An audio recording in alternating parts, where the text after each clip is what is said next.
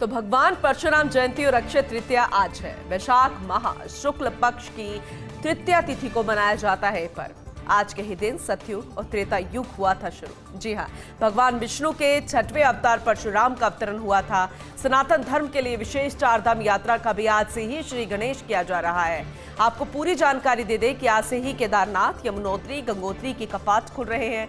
आज के ही दिन भागीरथ के तप के बाद मां गंगा का जमीन पर अवतरण हुआ था और आज के ही दिन महाभारत के युद्ध और द्वापर युग का समापन हुआ था।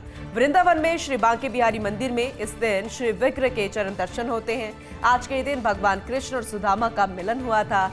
आज बिना मुहूर्त के अबूझ सावे में संपन्न हो रहे हैं सभी मांगलिक कार्य। घरों में आज 7 धान के खिचड़े का भगवान को भोग लगाया जा रहा है। तीर्थ स्थलों और देव धामों पर आखा तीज के दिन श्रद्धा का सैलाब उमड़ पड़ा है, क्योंकि आज का दिन वाकई में बेहद खास है।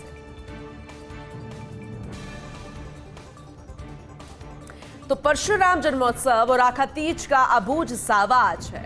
प्रदेश भर में आज करीब 15,000 से ज्यादा शादियां हो रही हैं। राजधानी जयपुर की ही बात करें तो हजारों की संख्या में आज जोड़े एक खास सूत्र में बंधेंगे। जी हाँ, विवाह बंधन में बंधेंगे। तो वैवाहिक बंधन में टेंट, कैटरिंग, गार्डन, कपड़े व्यापारियों को बम्पर कारोबार की उम्मीद है। जगह जगह आयोजित हो रहे हैं सामूहिक विवाह सम्मेलन भी। शहर के आज सभी मैरिज गार्डन्स बुकिंग फुल में चल रहे हैं। बाजार में भी आज अक्षय तृतीया की धूम नजर आ रही है। खरीदारों की रौनक है। वहीं आखा तीज के सावे पर पुलिस और प्रशासन चाक चौबंद नजर आ रहा है। राज्य सरकार ने बाल विवाह रोकथाम के लिए खास बंदोबस्त भी किए गए हैं। और इस बार तो क्योंकि ग्रामीण इलाकों में बाल विवाह ज्यादातर होते हैं, तो पंचों सरपंचों को एक अहम जिम्मेदारी दी हुई है। और अगर फिर भी इस तरह की खबरें वहां से आएगी तो इसकी पूरी जिम्मेदारी जो है पंच सरपंच के ऊपर होगी और उन पर एक्शन लिया जाएगा।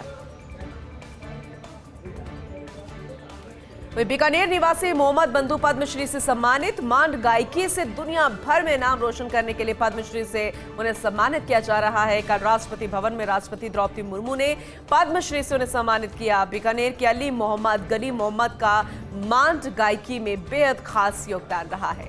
मोहम्मद बंधुओं द्वारा इस मांड कला का प्रदर्शन दुनिया भर में किया गया।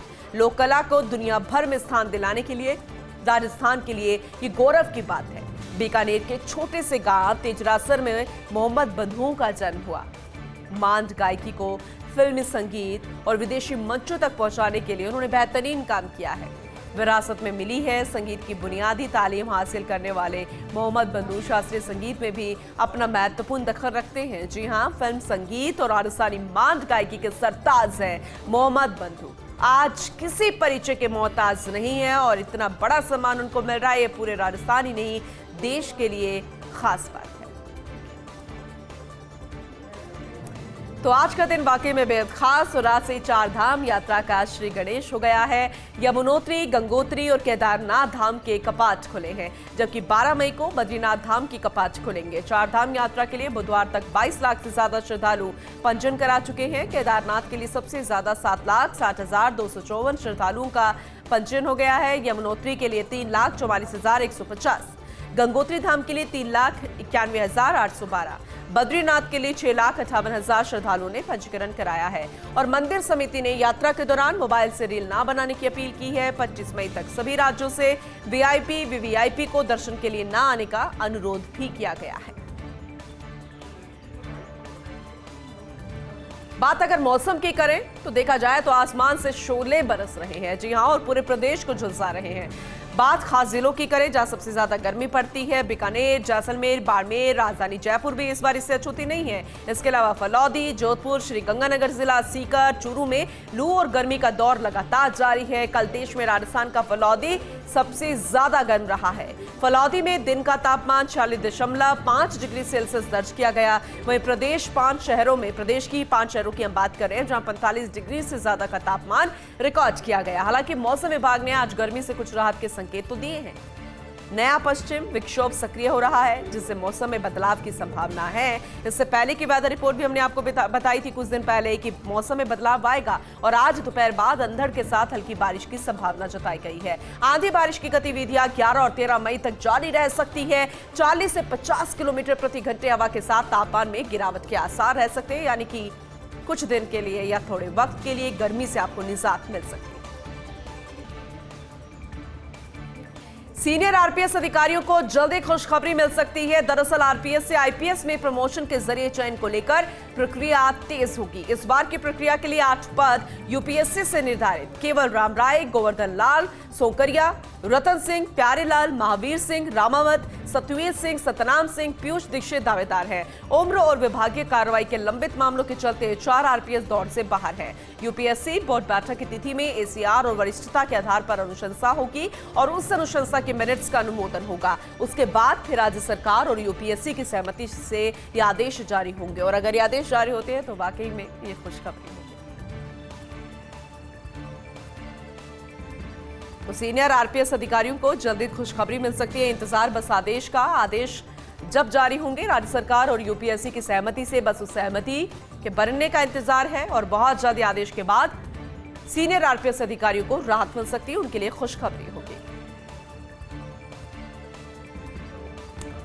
एक और खुशखबरी है, वो है प्रदेश की मार्बल सिटी के लिए। जी हां, पायलट बनने का सपना अब किशनगढ़ में पूरा होगा। जी हां, किशनगढ़ एयरपोर्ट पर पायलट की ट्रेनिंग जो है वो शुरू हो गई है। किशनगढ़ एयरपोर्ट से विद्यार्थी 10 महीने में फ्लाइट उड़ाने का प्रशिक्षण ले सकेंगे। एक बार फिर से आपको बता दें, आपने बिल्कुल सही सुना है, किशनगढ़ एयरपोर्ट से विद्यार्थी 10 महीने में फ्लाइट उड़ाने का प्रशिक्षण ले सकेंगे। Ajmer road Sarvodaya KPS city में एवन्या एविनेशन फ्लाइंग इंस्टीट्यूट में समारोह का आयोजन किया गया। फ्लाइंग इंस्टीट्यूट एवन्या एविनेशन में आज विद्यार्थियों को ट्रेनिंग देने के लिए तमाम दिग्गज पहुंचेंगे। एविनेशन बेहद अहम है क्योंकि विद्यार्थियों को ट्रेनिंग देने के लिए 4 विशेष विमान पहुंचेंगे। किशनगढ़ एयरपोर्ट पर 4 विशेष विमान पहुंचने का इंतजार किया जा रहा है क्योंकि अमेरिका से ये 4 खास विमान पहुंचने वाले हैं और अहमदाबाद जो कि आज यहाँ पर अहमदाबाद से किशनगढ़ एयरपोर्ट पहुंचेंगे और सभी विदेशी विमान होंगे। किशनगढ़ एयरपोर्ट पर आज खास कार्यक्रम भी आयोजन किया जाएगा। एक्सपर्ट पायलट विद्यार्थियों को एयरक्राफ्ट उड़ाने का प्रशिक्षण देंगे और अगर पूरे प्रशिक्षण की बात करें तो 10 महीने का वक्त लगेगा। एवन्या एविनेशन के डायरेक्टर शार्दुल सेठ ने इस बाबत जानकारी दी है। वही स्पाइसजेट एयरलाइंस इन दिनों पहचान को ही तरस रही है। हम इसलिए कह रहे हैं क्योंकि जयपुर एयरपोर्ट पर फ्लाइट संचालन में दूसरी बड़ी एयरलाइन रही है, लेकिन अब जयपुर के आसमान से स्पाइसजेट एयरलाइंस गायब सी हो गई है। अब घरेलू रूट पर जयपुर से रोजाना सिर्फ एक फ्लाइट का संचालन होता है। जयपुर एयरपोर्ट से स्पाइसजेट अब पुणे के लिए एकमात्र फ्लाइट रह गई है, जबकि डीजीसीए से अप्रूव स्केड्यूल में 4 फ्लाइट संचालित करने का प्रस्ताव था जो कि जयपुर से जाएगी, जिसमें सिर्फ पुणे ही नहीं बल्कि जयपुर से अयोध्या, गुवाहाटी और दिल्ली के लिए भी फ्लाइट्स को अप्रूव कराया गया था। लेकिन स्पाइसजेट की ये तीनों ही फ्लाइट्स वर्तमान में संचालित नहीं हो रही हैं। वहीं इंटरनेशनल रूट पर भी एकमात्र फ्लाइट की चल रही है। संचालन दिवस अगर देखा जाए तो घटे जयपुर एयरपोर्ट से अब दुबई के लिए सप्ताह में सिर्फ 3 दिन ये स्पाइसजेट की फ्लाइट चल रही है।